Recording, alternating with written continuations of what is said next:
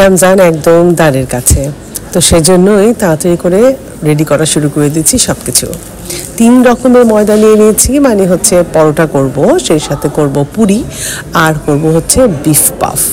তো দেখতেই পাচ্ছ রান্নাও কিন্তু বসিয়ে দিয়েছি সাথে সাথেই। বিফ পাফের জন্য আমার ইয়েটা একদম রেডি করে ফেলেছি, ময়দাটা। এটা একটু অন্যরকম হয় খেতে, আমার কাছে ভালোই লাগে। তো রোজার সময় নিশ্চয়ই ফ্যামিলি এনজয় করবে। আর এটা টেমো থেকে নেয়া, আর কাট করে নিচ্ছি এবং খুব ঝটপট কাজ করব। আসলে যতটা দেখা যাচ্ছে 2 মিনিটে তোমাদের সাথে শেয়ার করছি, ততটা সহজ কিন্তু ব্যাপারটা ছিল না।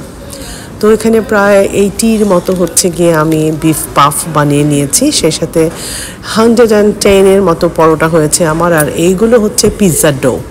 এই ডোগুলো আমি করে রেখে দেব, মানে বাই চান্সে বের করে ফেললাম আর কি। এদিকটা রান্নাও দেখতে হচ্ছে, বারবার শুটকি রান্না করছি, সেই সাথে শাক আছে।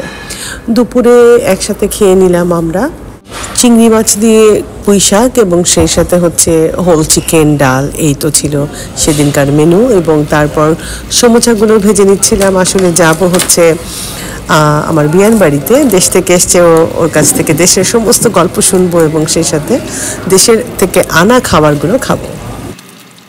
সব কিছুর মাঝে কিন্তু স্কিন কেয়ার ইজ মাস্ট। তো চলে যাচ্ছি আবারও হচ্ছে রান্নাতে। এবারে রোজাতে নতুন একটা জিনিস ট্রাই করব, সেটা হচ্ছে ডাল কচুরি। যারা গ্রিন রোডের দিকে আছো তারা হয়তো ভোজন বিলাস চিনবে। তো সেখানে অনেক আগে একবার খেয়েছিলাম ডাল কচুরি, তো এত মজা লেগেছিল, জিভে লেগে আছে। তো সেটাই ট্রাই করলাম আর কি। আর আমার ডাল পুরিও কিন্তু এখানে বানানো শেষ হয়ে গেছে, এবং ফ্রিজিংও আমি করে ফেলেছি এক ধাপ। এখন ফ্রিজ থেকে বের করে সবগুলো কিন্তু প্যাকেট করার পালা।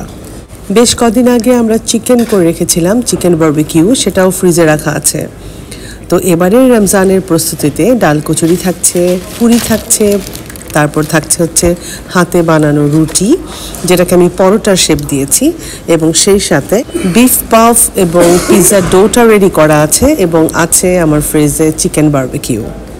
আর এই ছিল আসলে মাহে রমজানে আমাদের ইফতারের প্রস্তুতি।